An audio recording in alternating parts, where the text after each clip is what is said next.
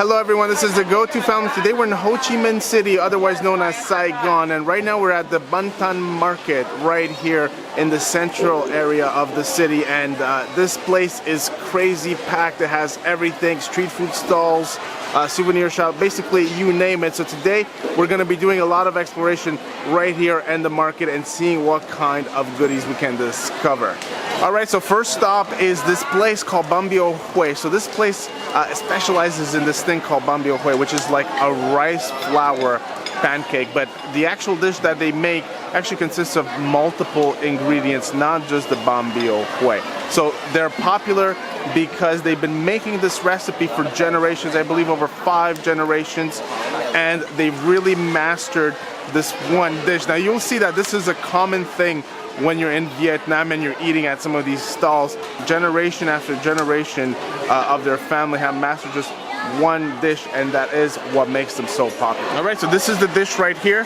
So we have that Banh Beo Hue, that rice flour. We also have some tapioca right here, steamed tapioca with caramelized shrimp on the inside. And we also have, this is a basically glutinous rice flour with some green bean wrapped on the inside. So you have a little bit of everything.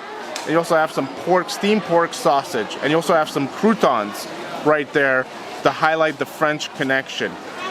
Okay, first things first, let's try this broth.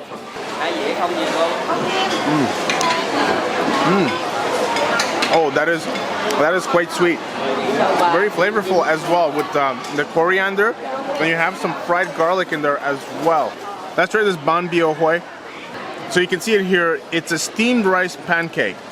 Okay, not much on the inside.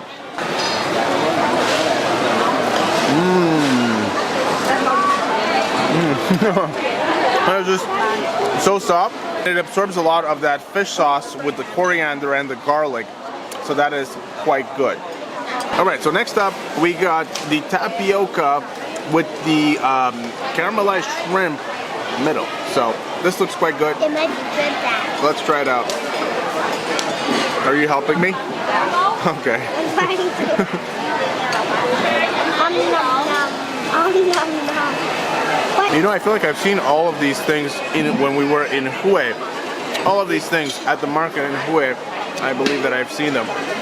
That is basically, it's like a very kind of chewy and soft tapioca dumpling with a pretty dense shrimp middle, I have to say. I'm not sure if they used all the shell and everything inside there. I do believe that they did, because it just has a little more crunch, a little more resistance than you would expect from shrimp. It's quite good.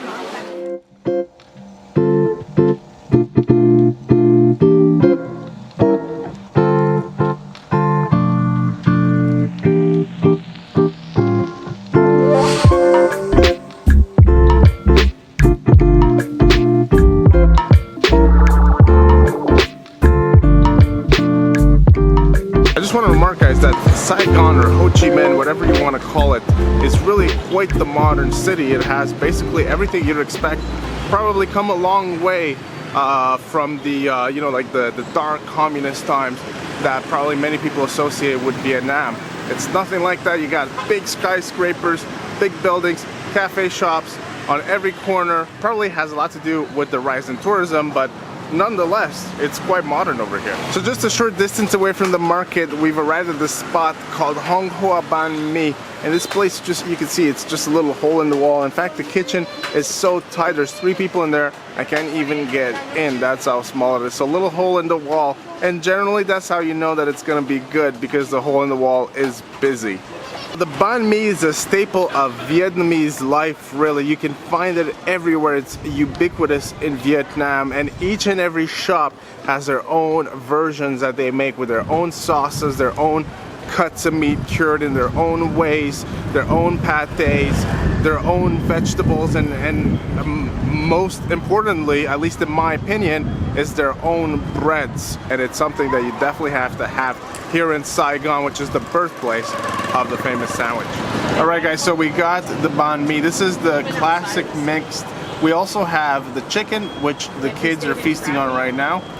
This is a classic mixed, and you can just see right in the middle there, there's a bunch of things that are stuffed in there. So there's a whole lot going on in the banh mi.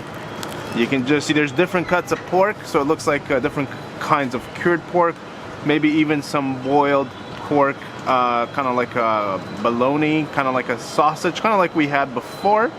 And you can see the different pickled vegetables in there. We have some carrots, we have some radish, fresh spring onion, and some cucumber. And they have their classic sauce that they put in there. They have a mayo that they put in there as well. And of course pate. So you want to make sure that that bread is nice, kind of crusty, but also kind of soft and fluffy in the middle. So this seems to fit the bill. You can just see it, it kind of crushes down into a very thin and dense kind of hole as you're squishing it. I like to see that in my banh mi. Okay, let's try it out.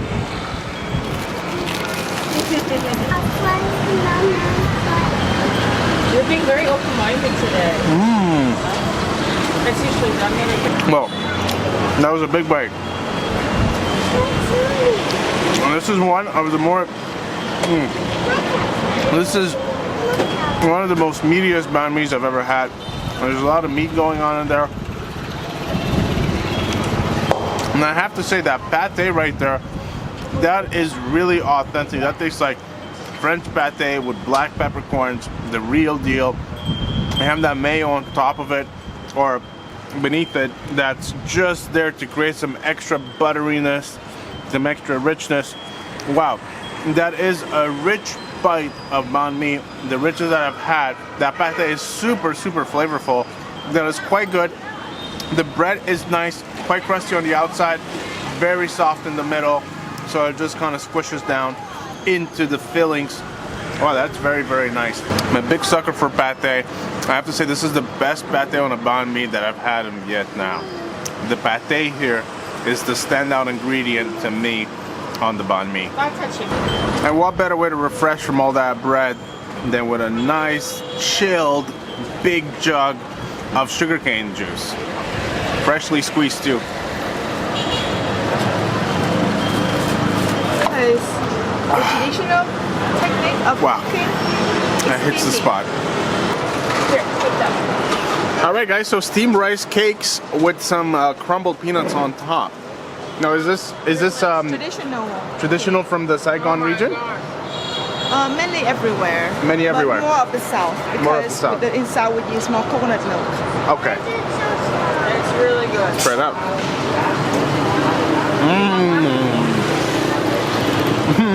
Wow. Wait, show me everyone. Thank you. Wow. That texture. Wow, that is really nice. It's so fluffy, so velvety. It's unbelievable. It's like almost like eating like a very soft sponge. And you have those peanuts that add a bit of well, they add a bit of peanutty flavor, I guess. But it kind of goes well together because that rice cake just so spongy, so soft. Those peanuts just a little crumbly, a little crunchy. That's really good. So we made our way to this place called Kobao Mung Tao. This place specializes in these pancakes called Banh Khot, and the owner is actually from the town of Vũng Tàu, where they created these rice pancakes. So this is a specialty right here. Once again, the tradition here is for a lot of places to specialize in that one thing, and generally it has to do with their heritage, where they're from, and what their family has been doing over years and years and years. And this is how you spot a good place, a good restaurant, or even a good street food stall in Vietnam. Basically what you do is you start off with the mustard green. It's not lettuce, it looks like it, mustard green.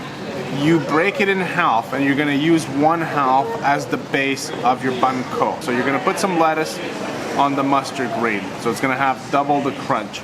And after that, you start loading your other green. Perula. Smells quite good. We have basil. We have peppermint. And this right here is the amarula, I believe. This is the amarula, yeah. That is just a little bitter, a little sour. We're gonna break it up, put it in there.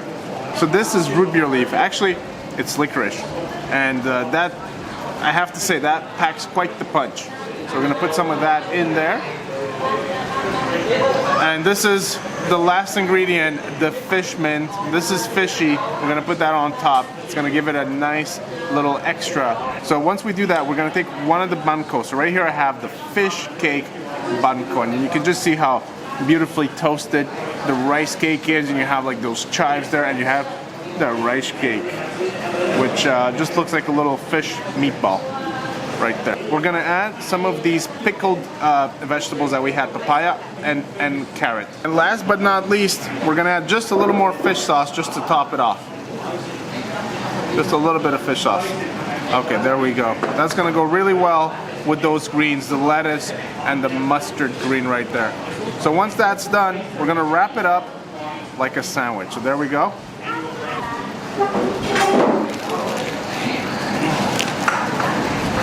Mmm. Mmm.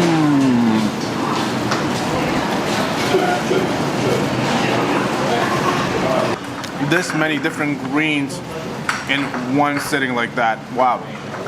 It's a little bit of everything. It's a little sour. It's not that fishy. I think the sweetness of that fish sauce, which is odd to say, but I think that kind of counterbalances the fishiness of the fish mint. It's actually really, it's quite pleasant, I have to say. And I get this long hint, this long aftertaste of something that tastes like saffron. Maybe that's the mustard green.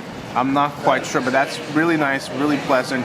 And that rice cake, that banh khot, sitting right in the middle of that, just adds that nice texture with that nice crunch. And it just provides a lot of texture as well as a lot of flavor. That fish meatball, by the way, it was really nice, really good. It was almost like a nugget, a fish nugget, but really tasty, very, very nice. This is very good. Mmm. There's so much flavor in here. I can't believe how much flavor you can get from something where you don't even use bread, or it's just crazy. This is basically a green sandwich for the most part. Packed full of flavor. All right, and for our final treat, we went local with this one. So we went to this park in this huge city of Saigon, and we saw this lady serving up this beautiful, papaya salad, as well as some other treats. Now, here's the thing. This lady, she doesn't actually make these in the park because I believe the authorities are a little iffy on people making food in the park, and so she brings these foods on the back of her motorcycle. She serves them on the back of her motorcycle, and they sell out like hotcakes. People come right here to this lady and they buy her salad and they buy her other treats as well. So let's see, what do we have here? We have the Vietnamese papaya salad. So this is a beauty of a papaya salad. It's different from the Thai version. The Thai version, I believe, is a little spicier. It's just it's a little different. But this one of the hallmarks, I believe, is this jerky, which is that black thing that you're gonna see in the video. That black thing is that beef jerky, and that is one of the hallmarks of a Vietnamese papaya salad. Also those peanuts that it has in there, and also there's some shrimp crackers. Of course, there's that sauce, that kind of vinegary sauce at the bottom that kind of binds the papaya salad together. Honestly, this was a really delicious papaya salad. I really enjoyed this. Eating it in this park just felt like an unbelievable experience, and this was just great. She also had some other treats that Ava tried. She really liked this treat. It was wrapped in a banana leaf. It was, I believe, it was like a banana treat that was wrapped in a banana leaf. She loved it. But all in all, an awesome experience and a great way to top off a beautiful day in Saigon. So I hope you guys enjoyed the video. If you did, please give it a thumbs up. Please subscribe for more content from the Go-To family from Vietnam and from around the world. All right, thanks guys, and we'll see you on the next one.